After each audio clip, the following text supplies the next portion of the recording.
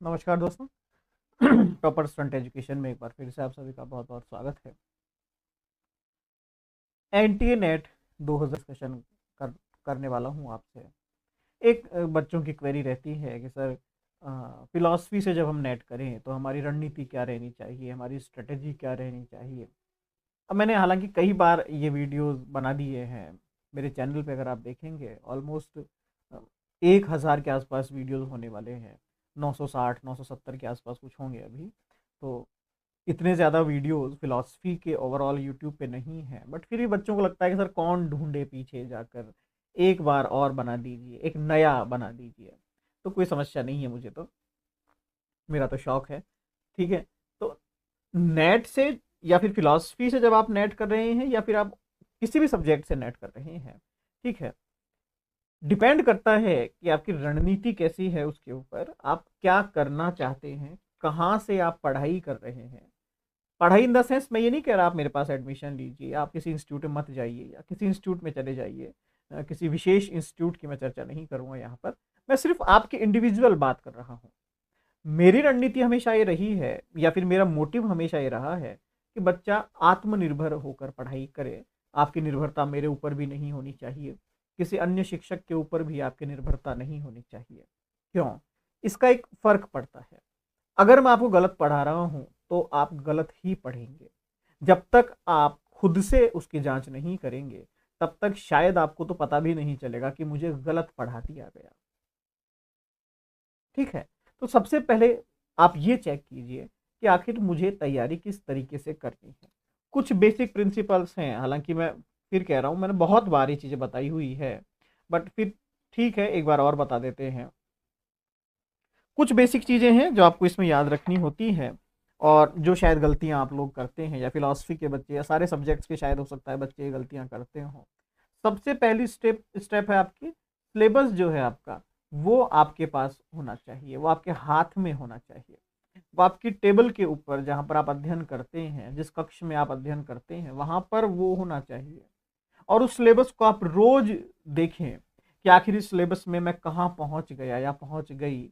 10 unit है तो इसको मैं कैसे डिवाइड करूं, कहाँ से मुझे पढ़ाई शुरू करनी है, कौन कौन से यूनिट्स के स्टडी मटेरियल मेरे पास अवेलेबल है, कौन कौन से यूनिट्स के स्टडी मटेरियल मेरे पास अवेलेबल नहीं है, मैं कैसे इनकी तैयारी करूंगा। क्या मुझे ऑनलाइन इनके बारे में ज्ञान लेना है, क्या यूट्यूब से मुझे ये टॉपिक्स ढूंढने हैं, क्या मेरे पास बुक्स इनफ है, मैं ऑनलाइन नहीं जाऊंगा, केवल बुक्स के माध्यम से अध्ययन करूंगा। ये सब कब मालूम पड़ेगा? जब आपके हाथ में सिलेबस होगा, जब आपको ये पता होगा कि मुझे करना क्या है, मुझे इस रास्ते पर चलना है, ये 10 यूनिट है, मुझे इनको कवर करना है। सिंपल। आपका एक लक्ष्य हो गया, एक मोटिव हो गया। अब उस लक्ष्य के पीछे आप अपनी रणनीति बनाएंगे। तो पहला स्टेप या पहला कदम आपका सिलेबस आपको पता होना चाहिए, और सिलेबस हमेशा आपकी टेबल पे होना चाहिए। और आप वहां से एक एक यूनिट को निशान लगाएं, एक एक यूनिट को आप शुरू करें, उसको मार्क करें कि मान लीजिए आपने यूनिट संख्या 2 आज शुरू करी, पाश्चात्य दर्शन। तो वहां पर आपको पता होना चाहिए सिलेबस में कौन कौन से टॉपिक्स हैं। अगर प्लेटो में पढ़ रहा हूं या पढ़ रही हूं तो प्लेटो के अंदर मुझे क्या क्या पढ़ना है। ऐसा नहीं है, प्लेटो का तो कोई अंत नहीं है, बेसिकली फिलॉसफी का ही कोई अंत नहीं है। तो यहाँ पर मुझे क्या पढ़ना है इससे ज्यादा महत्वपूर्ण है कि मुझे क्या नहीं पढ़ना है।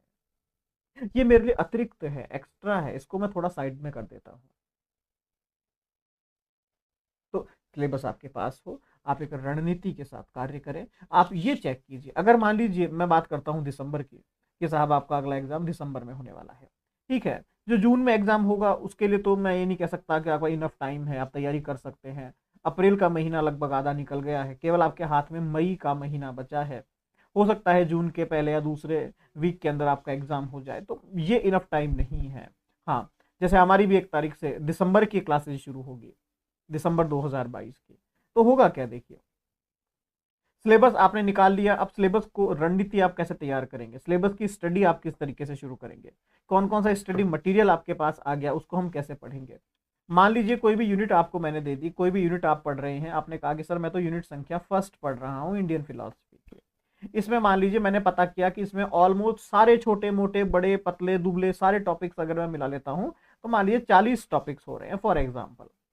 40 मैंने गिने नहीं है, फॉर एग्जाम्पल 40 टॉपिक्स हो रहे हैं। अब इन 40 टॉपिक्स को आप डिवाइड करेंगे कि साहब इनमें से 20 टॉपिक्स तो ऐसे हैं जो मुझे आते हैं, मैंने पढ़े हुए हैं, इसमें कोई ज़्यादा मुझे टाइम नहीं लगेगा। इन 20 टॉपिक्स को मुझे जस्ट रिवाइज करना है और रिवाइज करके मुझे इसके प्रीवियस ईयर के क्वेश्चंस देखने हैं, तो ऑलमोस्ट 2 दिन का काम है मेरे लिए। चलिए ठीक है, 10 टॉपिक्स थोड़े से टफ हैं, बहुत कम पढ़े हैं मैंने, ज़्यादा नहीं पढ़ा है, तो बहुत ज़्यादा नॉलेज नहीं है, इनमें थोड़ा टाइम लग सकता है। 10 टॉपिक हैं, ऑलमोस्ट 2 दिन मान लीजिए आप, जैसे कवर हो जाता है एक दिन के प्रीवियस ईयर के क्वेश्चन। 10 टॉपिक्स बहुत टफ है, मैंने आज तक नहीं देखे, कभी पढ़े भी नहीं है। यहाँ पर आप ऑनलाइन हेल्प ले सकते हैं। जैसे मान लीजिए आपने ऑनलाइन यूट्यूब पे आप गए, आपने उस टॉपिक को डाला, उसके बारे में आपने जानकारी प्राप्त की। मैं ही नहीं कह रहा हूँ आप मेरे चैनल पर ही देखें, यूट्यूब एक अथाह सागर है, ठीक है, उसका कोई अंत नहीं है, वहां पर बहुत सारे वीडियोस हैं, सही गलत अच्छे बुरे वो सब आपको तय करना है। ठीक है, मैं ये नहीं कहूंगा कि ये अच्छा है ये बुरा है, वो आपका निर्णय है और आपका निर्णय ही यहाँ पर मान्य होगा, मेरा निर्णय यहाँ पर कोई मान्य नहीं होगा। ठीक है, तो आप ये डिसाइड करेंगे ये अब जो 10 टॉपिक्स हैं उसका अध्ययन, उसकी रणनीति मुझे कैसे बनानी है।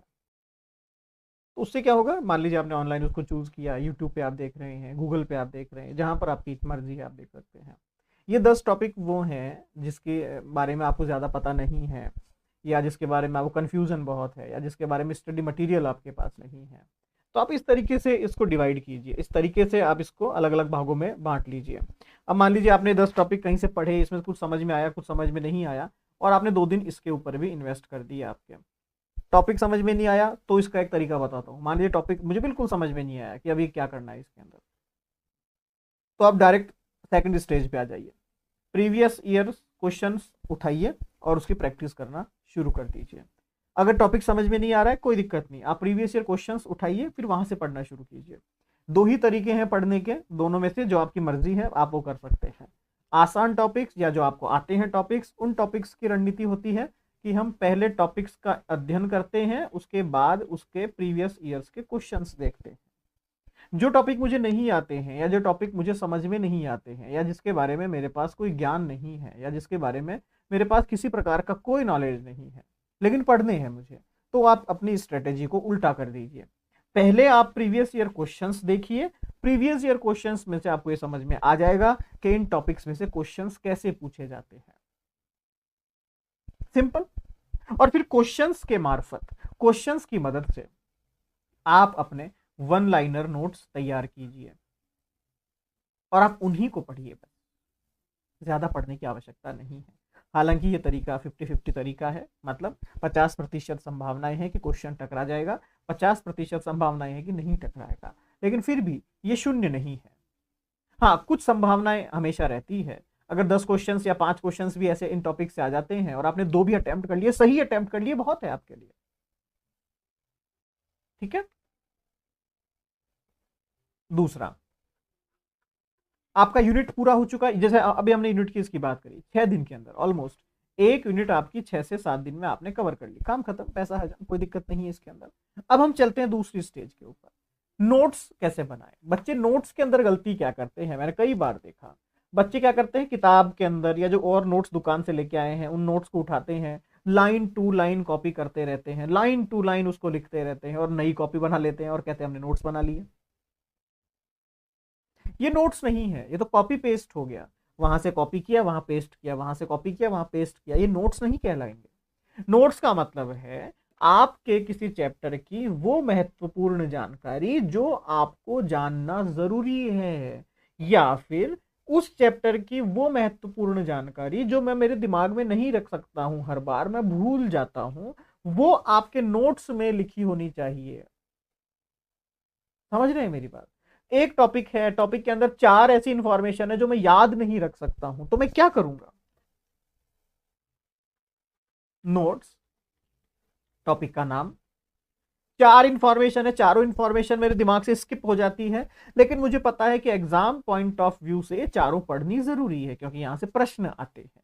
तो नोट्स, टॉपिक का नाम, पहली सूचना, दूसरी सूचना, तीसरी सूचना, चौथी सूचना। ये एक तरीका हो गया। दूसरा तरीका, टॉपिक का नाम लिखिए, 4 इंफॉर्मेशन है, information number 1, information number 2, information number 3, information number 4। इसे कहते हैं माइंड मैप। किसी भी टॉपिक के जितने भी महत्वपूर्ण अंग हैं, महत्वपूर्ण हिस्से हैं जो आपको जानने जरूरी हैं, उसको हम इस चित्र के रूप में बना सकते हैं। शायद आपको दिख नहीं रहा होगा, अब दिख रहा है, ठीक है। इसे क्या कहते हैं हम? Mind map. मेरे सर के ऊपर दिख रहा होगा आपको। टॉपिक है, टॉपिक के 4 हिस्से मैंने बनाए, 1 2 3 4, और चारों को मैंने अंकित कर लिया, वहां पर लिख लिया वहां पर। ये तरीका कब काम आता है, मतलब कब महत्वपूर्ण हो जाता है? मैं बनाता गया बनाता गया बनाता गया, मैंने बहुत सारे माइंड मैप बना लिए। अगले हफ्ते मेरा एग्जाम है, नेक्स्ट वीक मेरा एग्जाम है, 7 दिन में 10 यूनिट तो मैं नहीं पढ़ सकता, सही बात है। 7 दिन में मैं 10 यूनिट नहीं पढ़ सकता, लेकिन 7 दिन में अगर ऐसे माइंड मैप्स के मैं पेज काउंट करूं तो ऑलमोस्ट 100 पेजेस, 150 पेजेस बस। 10 दिन में या 7 दिन में मैं 100 पेज तो पढ़ सकता हूं। कितनी बार पढ़ सकता हूं? लगभग 7 बार पढ़ सकता हूं। लगभग 7 बार आप रिवाइज कर सकते हैं,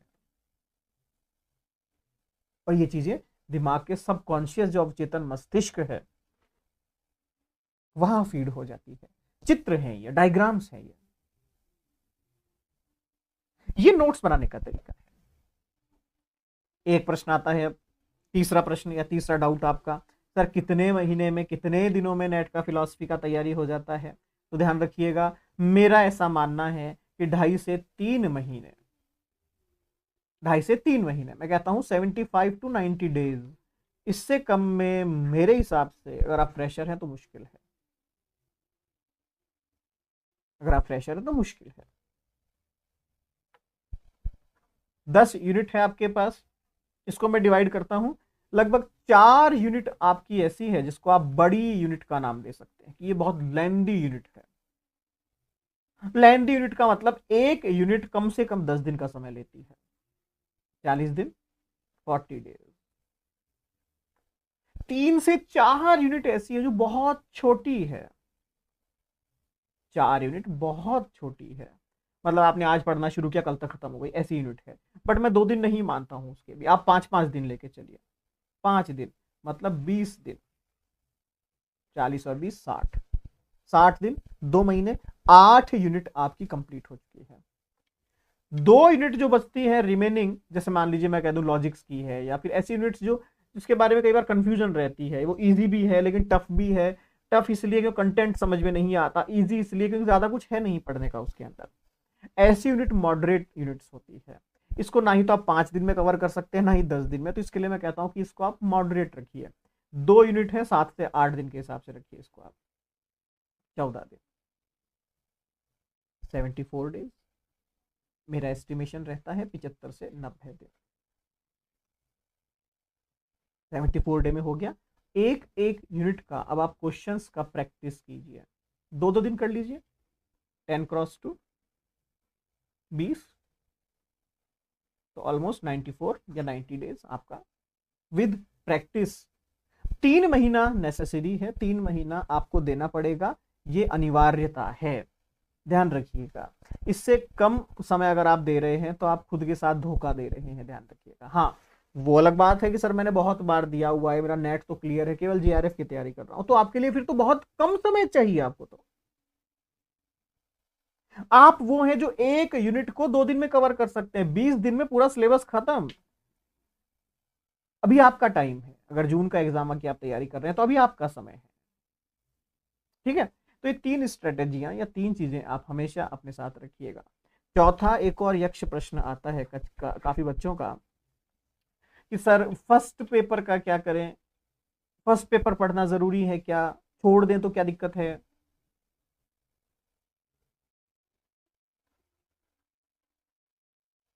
अगर जेआरएफ चाहिए तो फर्स्ट पेपर आपका अच्छा होना चाहिए, इसे कागज पे लिख लीजिए। अगर फर्स्ट पेपर आपका वीक है तो यहां आपको जेआरएफ कोई भी नहीं करवा सकता। अंडरलाइन कर लीजिएगा इस बात को। अगर फर्स्ट पेपर वीक है तो आपको जेआरएफ नहीं निकलेगी। नेट निकल सकता है, यह अलग बात है, जेआरएफ आपका नहीं निकलेगा। आपको जो फेलोशिप चाहिए वो फर्स्ट पेपर के बिना नहीं आती है। फर्स्ट पेपर भी कितना, 30 से ऊपर आपके क्वेश्चन सही होने चाहिए। ध्यान रखिएगा, आप उस सब्जेक्ट की पढ़ाई कर रहे हैं, उस फिलॉसफी की पढ़ाई कर रहे हैं जिसकी कट ऑफ इंडिया में लगभग सबसे हाईएस्ट रहती है, या मैं कहूं इंडिया के कुछ ऐसे सब्जेक्ट जिनकी कट ऑफ सबसे हाईएस्ट होती है, उनमें फिलॉसफी भी एक सब्जेक्ट है। आप किसी नॉर्मल सब्जेक्ट की पढ़ाई नहीं कर रहे हैं, तो जब कट ऑफ बहुत हाई रहती है तो बिना फर्स्ट पेपर की हेल्प के आप ये नहीं कर सकते। तो ये गलती या एक जिसे कहते हैं कि ओवर कॉन्फिडेंस, क्या हाँ कोई फर्क नहीं पड़ता, फर्स्ट पेपर तो गलत भी हो गया तो क्या फर्क पड़ता है। कई बार हिंदी मीडियम के बच्चों की मैंने एक समस्या देखी है कि सर मैथ समझ में नहीं आती, डीआई समझ में नहीं आता। भैया 10 यूनिट है आपके पास, एक छोटा सा एक प्रैक्टिकली एग्जांपल देखिएगा। मुझे कई बार बड़ा ही अफसोस होता है, 10 यूनिट है आपके पास, हर यूनिट से 5 क्वेश्चन आएंगे, 50 क्वेश्चन। एक रफ आइडिया बता रहा हूं मैं आपको, 10 यूनिट है, 5 क्वेश्चन आएंगे, 50 क्वेश्चन। मुझे कितनी यूनिट नहीं आती, 1 2 3 4 यूनिट नहीं आती मुझे। मैथ्स हटा दिया, डीआई हटा दिया, ये हटा दिया, वो हटा दिया, सब हटा दिया, 4 यूनिट हटा दी। क्या ये आपको आता है पूरा? फिर अगर हाँ, तो फिर आपकी इसमें गलती नहीं होनी चाहिए। मिनिमम 28 क्वेश्चन तो आपके सही होने चाहिए। लेकिन यहां पर भी कंडीशन, साहब मैंने तो 15 ही सही किए। क्यों सर? मुझे 4 यूनिट तो आती नहीं थी। अरे तो आती नहीं थी, वो तो हमने हटा दी ना। खुद के साथ धोखा मत कीजिए। नहीं आता है तो उसका ऑप्शन बी शुरू कीजिए, रणनीति बदलिए। केवल एक्सक्यूज देने से एग्जाम पास नहीं होगा, मेहनत करने से हो जाएगा। ठीक है, तो ये कुछ बेसिक स्ट्रेटेजीज हैं जो आप नेट की तैयारी कर रहे हैं, आपके लिए बेनिफिशियल है। और भी बहुत सारे वीडियोस मैंने ऐसे बनाए हैं, यूनिट वाइज भी मैंने वीडियोस बनाए हैं, किस यूनिट से क्या पढ़ना है, कौन से ऐसे टॉपिक हैं जो मुझे पढ़ने चाहिए, आप चाहें तो वो भी देख सकते हैं। और 1 दिसंबर से मैं भी नया बैच शुरू कर रहे हैं। बेसिकली हमारा क्या रहता है, 1 तारीख और 15 तारीख यहाँ से नए बैच शुरू होते हैं, या तो 1 तारीख से महीने की या 15 तारीख से। तो अभी 1 तारीख को दिसंबर के लिए हम बैच शुरू करेंगे, तो आप चाहें तो इसमें दाखिला ले सकते हैं। तो बहुत बहुत धन्यवाद आप सभी का।